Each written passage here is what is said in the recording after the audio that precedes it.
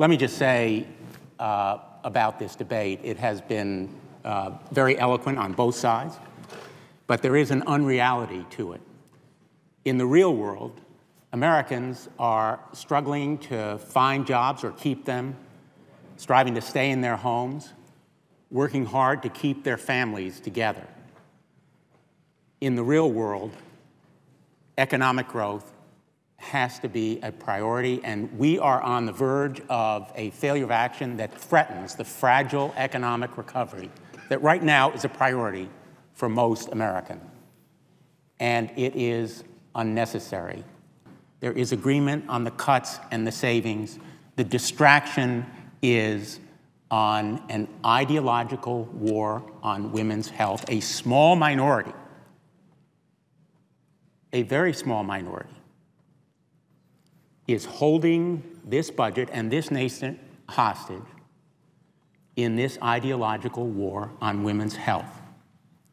And that is a disservice to the American people who want us to go back to basics, jobs and the economy, get a budget done, avoid a shutdown that threatens that fragile recovery. Again and again on this floor, my colleagues have made the point that uncertainty and unpredictability are an enemy to the small businesses and large in this country and elsewhere in the globe who count on American leadership, count on our leadership in achieving a budget.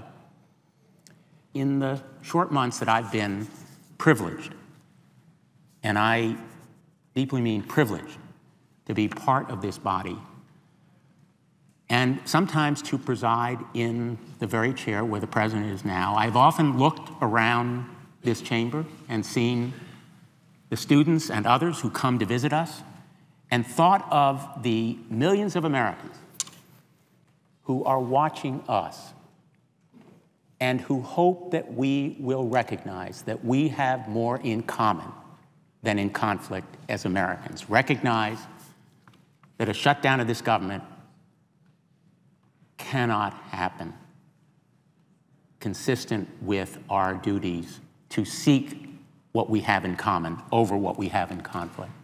That it would be devastating not only to American leadership around the globe, to the military men and women who are depending on our judgment and leadership, to the veterans, to the folks out there searching for jobs, trying to stay in their homes, keep their families together, recognizing that the reason they sent us here is to do what's right for this economy now and to reach agreement and to do those kinds of things that Americans do in their homes over that kitchen table when they disagree. They come together. They seek what they have in common. They don't walk out of the house. They don't shut off the lights.